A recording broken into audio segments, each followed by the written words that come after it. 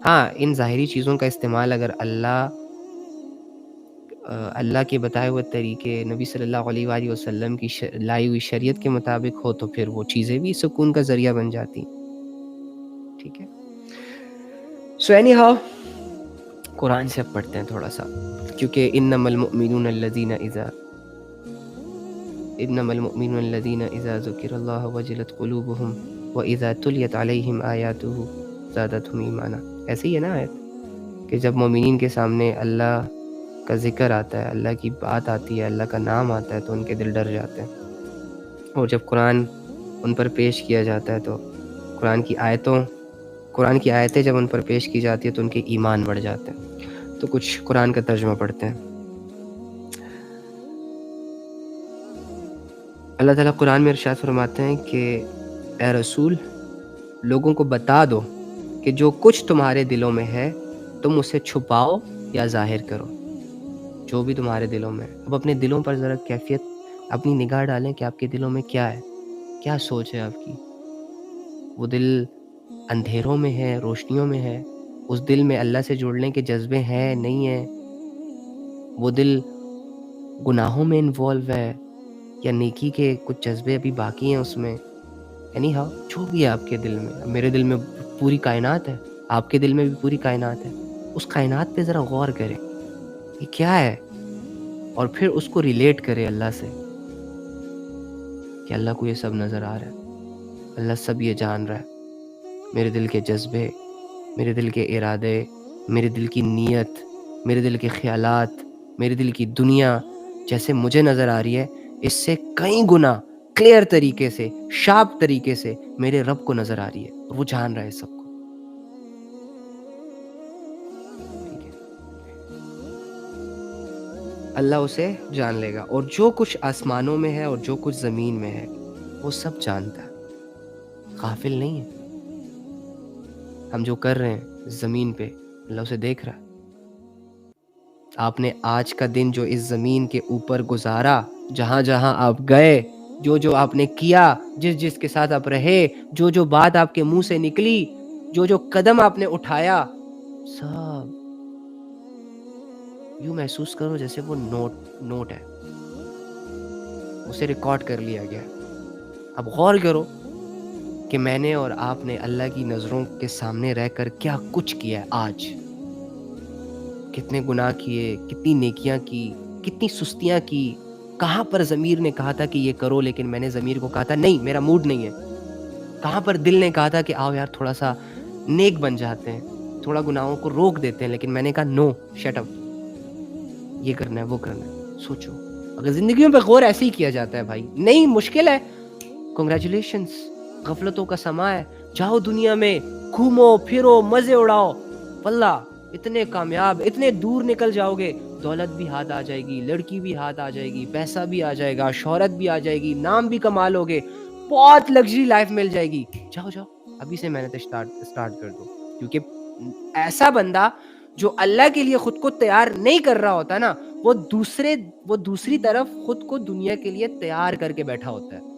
یہ یاد رکھیں، دنیا سے دل لگانے والوں کی نشانی یہ ہے کہ وہ جب بھی اللہ کی طرف سٹیپ اٹھائیں گے تو یا تو اٹھانے سے پہلے ڈی موٹیویٹ ہو جائیں گے، یا اٹھائیں گے نہیں، یا ان کا دل نہیں کرے گا، یا وہ کہیں گے مجھ سے نہیں ہوگا. اس طرح کی سچویشن.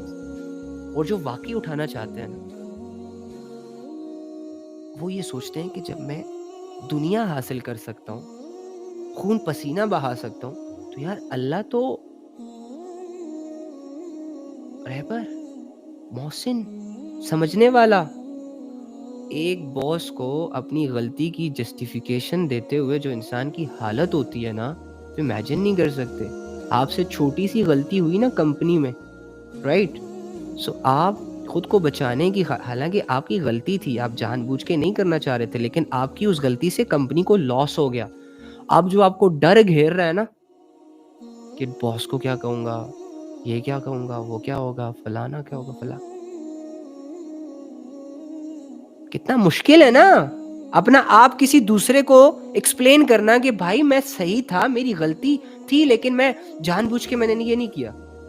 اور پھر شک بھی ہوتا ہے کہ پتہ نہیں معاف کرے گا بھی کہ نہیں، پتہ نہیں جاب پہ رکھے گا بھی کہ نہیں، پتہ نہیں ریکوری نہ مانگ لے، لیکن ہم ایڑی چوٹی کا زور لگا دیتے ہیں اپنا آپ دوسروں کو سمجھانے میں، رونا دھونا بھی شروع کر دیتے ہیں، معافیا بھی مانگنا شروع ہو جاتے ہیں.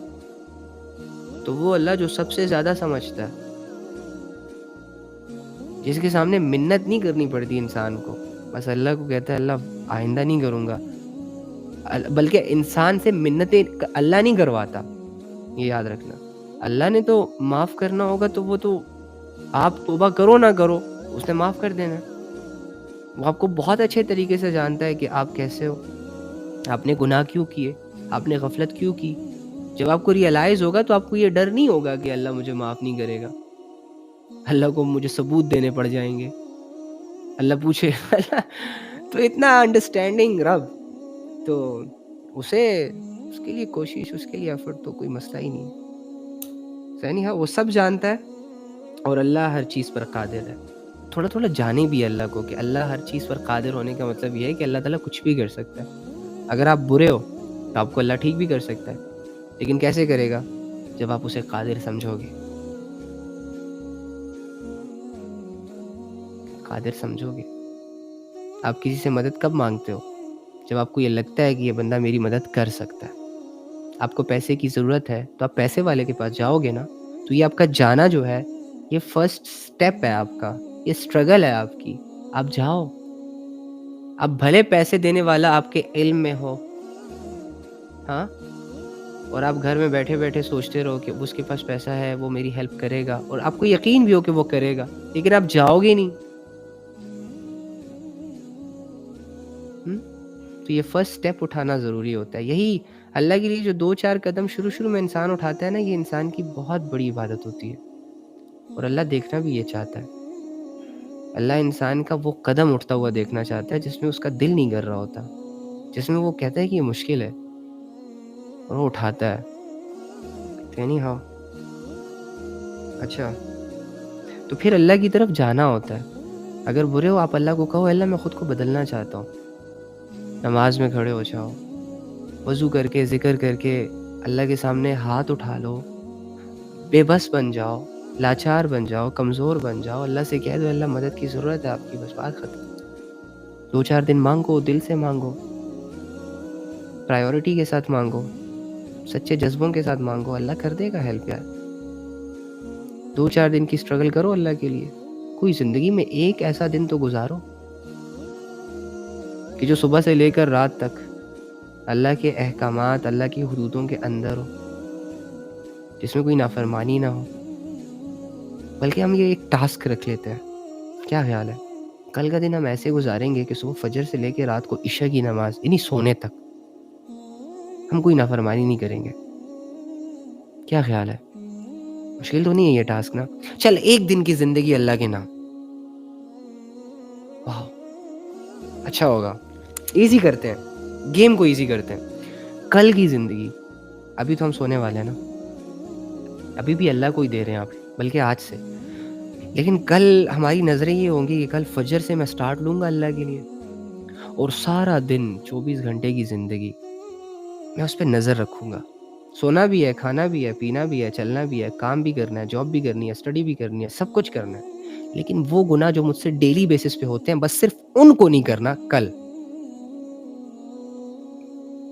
ٹھیک ہے، اگر آپ کل کامیاب ہو گئے ان گناہوں سے بچنے میں تو اس کا مطلب کیا ہے کہ آپ کر سکتے ہیں. اگلے دن پھر وہ کرو، اگلے دن پھر وہ کرو.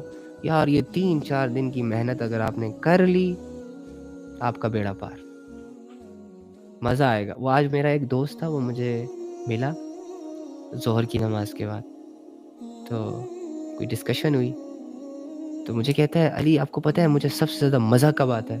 تو میں نے کہا کب آتا ہے؟ کہتا ہے یار جب میرا دل گناہوں کی طرف جا رہا ہوتا ہے نا، اور نفس مکمل اس کوشش میں ہوتا ہے کہ میں وہ گناہ کر لوں، اور میری نظر پہلے سے ہی اس سچویشن پہ ہوتی ہے کہ کب میں بے بس ہوں، کب مجھے نفس کوئی گناہ کرنے کا آئیڈیا دے گا. تو جیسے ہی مجھ پر یہ فیلنگز آتی ہے نا، میں اسی وقت اپنا فیصلہ چینج کر لیتا ہوں. کہتے ہیں وہ نفس کی خواہش کو جب میں پورا نہیں کرتا نا، اور وہ پورا نہ کر کے جو اپنے نفس کو 2-3 منٹ کے لیے تنگ کر کے 2-3 منٹ کے بعد جو میں وہ سکون فیل کرتا ہوں اور جو مجھے یہ احساس گھیرتا ہے نا کہ واہ! میں نے اپنے رب کی خاطر نفس سے لڑائی کی اور میں جیت گیا۔ کہتے ہیں یہ میری زندگی کا سب سے ونڈرفل مومنٹ ہوتا ہے۔ اس میں بہت ریلیکس فیل کرتا ہوں۔ میں سوچتا ہوں کہ واو! میں نے کہا یہی تو تقویٰ ہے، یہی تو تقویٰ ہے۔